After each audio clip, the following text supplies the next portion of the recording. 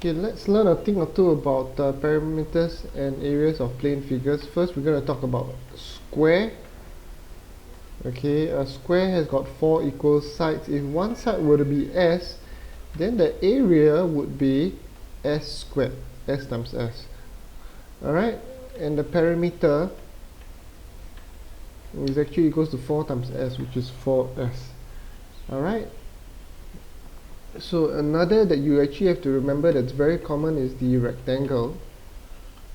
Okay, the rectangle is a 4-sided figure called a quadrilateral with the length and breadth. Okay, the area of a rectangle is just L times B. Alright, length times breadth.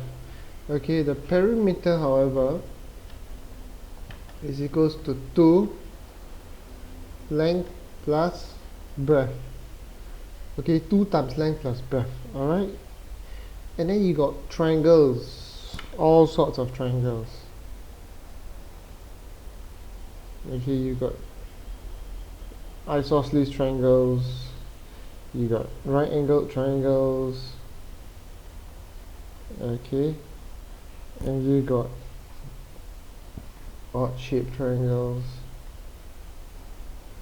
Okay, you will realize one thing: the height is always perpendicular to the base. Okay, this is the height. Okay, this is the height.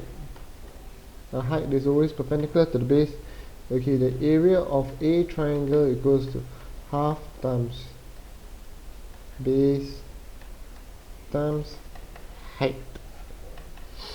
Alright, scrolling down a page. Okay, if you have got a parallelogram,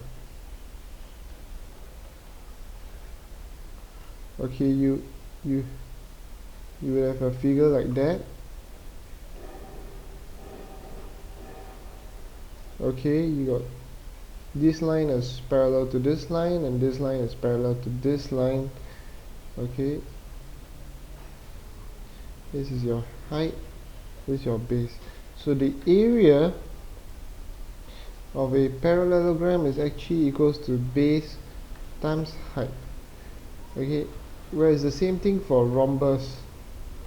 Okay, the difference between the rhombus, okay, and a parallelogram is that all sides are equal for a rhombus. Alright, all sides are equal.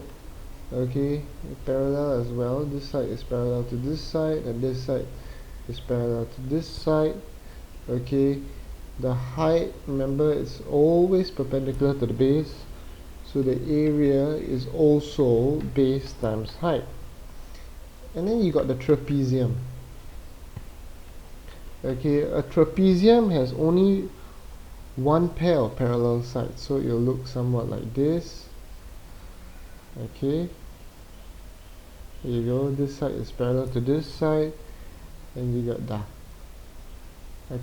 the height here. Alright, so the area is actually equal to half times sum of parallel sides times the height.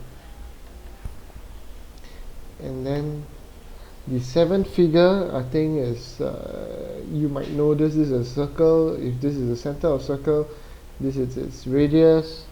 Okay, the circumference, which is the length, which is the perimeter of the circle. Alright, here to here, from point to point, here to here, is actually 2 pi r, 2 times pi times r, or pi times diameter d. Okay, and the area is equals to, let me just write circle here so you can see, the area is equals to pi r squared.